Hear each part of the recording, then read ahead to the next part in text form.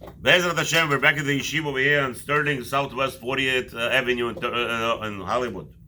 Be'ezrat Hashem, right in the corner, right next to the Damas. We'll continue in the LaHaShem Ben Ishchai. Let's see, the English one. We are in Sofer, still in Parsha Bereshit, and Halachah Zayin, Halachah number 7. Today is the 6th of the month of Kislev. Be'ezrat Hashem, less than 19 days. We're going to be lighting a Chanukah licht. Be'ezrat Hashem, hopefully Hashem will have Rahmanu on us and forgive us for all our averot and send us all the captive and send all the soldiers be home with their children lighting Chanukah licht. Be'ezrat Hashem, everybody should be happy. B'zivah b'shalva. And Hashem should protect all Am Israel wherever they are. Also today, Be'ezrat Hashem will be Mikadesh the Limud, Nishmat, all the Niftarim, all those people who died from this world, who doesn't have anybody to daven for them. Hashem should take the limut and be ma'aleh otam b'kedusha b'torah, as well to send refuah shlema kol chol Israel. All those that we mentioned. We're not going to mention now because it's zman katzar. So we're starting mitzvah number 7.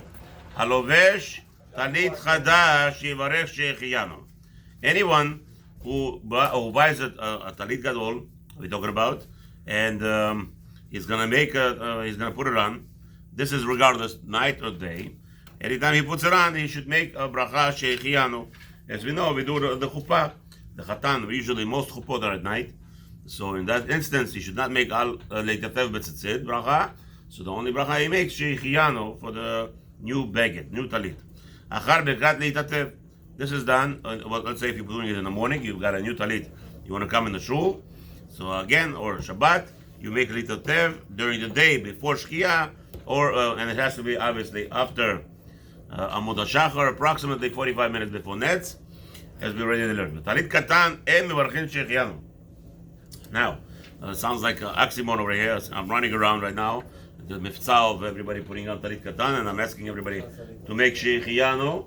So, Be'ezrat Hashem, what's the heter? The heter is very simple. I spoke to my Rav, and there's many people who are doing it. The importance, the Rabbi is talking over here, that unfortunately there are people who did not wear talit katan for many years, and the significance of them putting it on with the simcha and joy, and obviously there's an element of happiness that they're protecting the chayalim, and therefore she'echiyanu is appropriate here of the joy that they get. That's what she'echiyanu. She'echiyanu is she'echiyanu v'kimanu. The bracha itself is indicating of the joy that a person itself. So that's why we have a heter today on talit katan. People that make she'echiyanu even in the middle of the night. The end derech lasoto b'davar hashuv. The Rabbi says, why don't you make she'echiyanu on the talit katan? Because it's not important to your eyes. Okay, somebody who puts it on all the time, it's already got used to it. Maybe he doesn't have that same enjoyment. Ve'im asavo midavar hashuv shehu sameach bo. So you see, the Rabbi says, even let's say if you use the material that let's say silk material, that's something that's going to make you wow.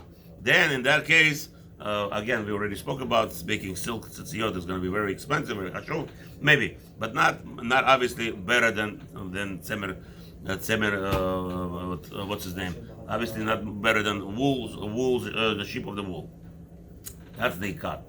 So even today we have children or people putting on from cotton. Tzitzit katan. So that's the heter. The heter is because it's important, and as Baruch Hashem, that's why they're doing it. They're saving a soldier's life, and they believe in that Baruch Hashem, Torah Hashem emedhi. That's what the Rabbanan tell us. That the research concept that a Jew puts on a talit over here and could have a kavanah for a soldier in Eretz Israel. If it works, obviously for that to make she'echiyanu, it's a great thing. And if I would not wear a talit katan most of my days, I'm wearing it day and night. If I was taking it on myself specifically, now something new to protect a Jew, a special Israeli soldier, I would also make she'echiyanu. Mr. Halacha achet, אין להקפיד להניח סימן בטלית לשים תמיד צד אחד של הטלית על הראש ולא ההפך. The person should not have a special sign. You don't have to make a special marking sign on talit gadol so that when you're putting it on, so it's going to be on your head. Like what we have today. Most of our talitot have that little, like a stitch on top that shows us that's the top. The Rabbi says that's not important for us. We don't do that. We don't have to do it. If you did it, it's very nice. I think that thing costs maybe another $50 to the price of the talit. If somebody tells me I'll sell you the talit for $165, and if I'm going to make sure you don't have that thing on top, it's going to cost you $110, I probably would buy it without that thing on top for $110. I mean, it's haram. You spend $50 extra for such a thing. All right, okay. כמו שיש נוהגים להקפיד בכך ולעשות סימן. So now some people make a mark. Rabbi says you don't have to, especially when it's going to cost extra money where there is no need for it. כי מפורש בדברי רבנו אריזל ואין להקפיד על כך וילבש כאשר יזדמן לו. You're going to say, Rabbi, come on, how much did it cost? Now I tell you, when my father-in-law, he asked me to buy myself. He asked me to go and buy him. He wanted to give me talit gadol for the wedding, which I wear. By the way, I still wear the talit. So he wanted to put silver on top of the marking where the head is. So obviously the talit itself costed like, I don't know, $75 then, 21 years ago, 22 years ago, okay. And $75 a talit. And the silver, I remember he paid $350 with the silver. Okay, so we're talking about significant difference of cost. Today it's probably more already.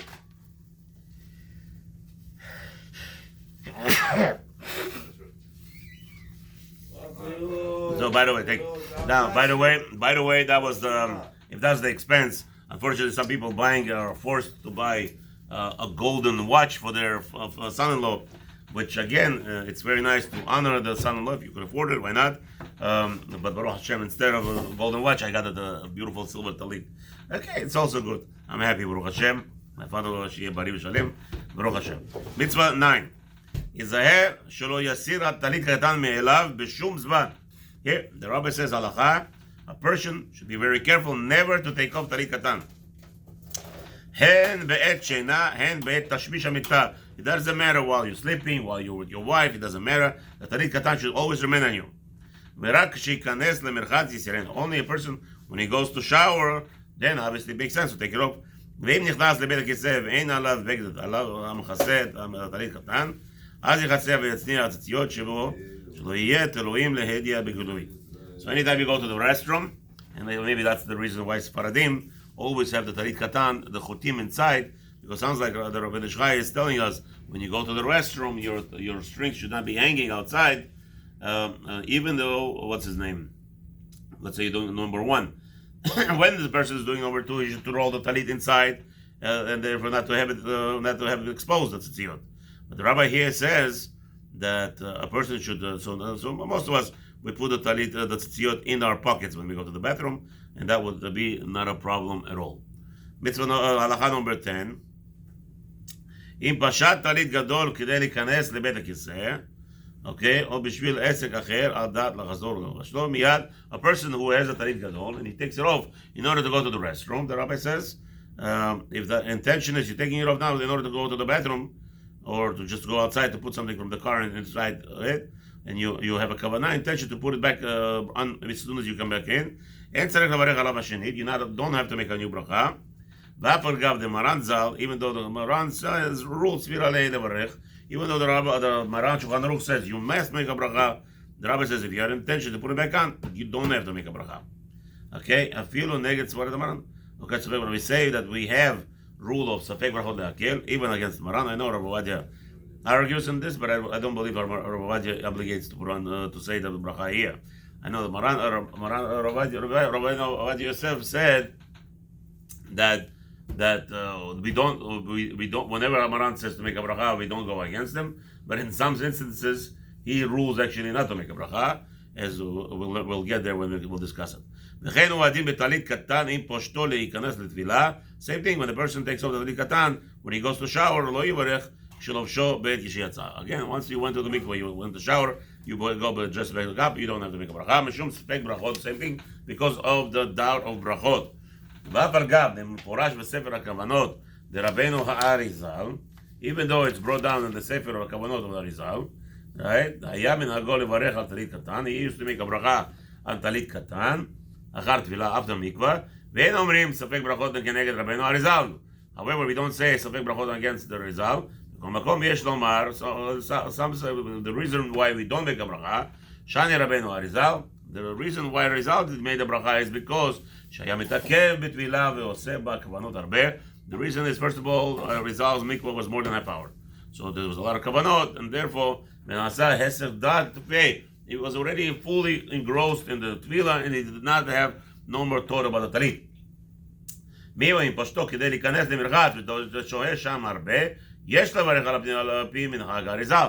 However, if a person went ahead and showered, let's say Erev Shabbat, he showered for more than a half hour, or whatever, in that pay, okay, or somebody went to the beach, to a kosher Jewish beach, then or a swimming pool, more than a half hour, obviously it's taking. So there, when he puts it back on, he has to make a bracha.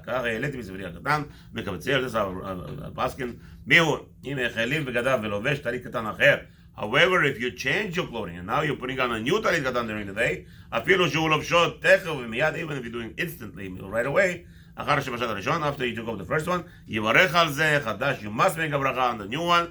וכן הוא הדין בטלית גדול, אם פושט זה שעליו ולובש טלית גדול, אחר יברך על השני, even instantly when you are replacing טלית קטן, טלית גדול. In a second, right? You don't have any hefsek. The Rabbi says you must make a new bracha on the new talit that you're putting on. Have a wonderful day.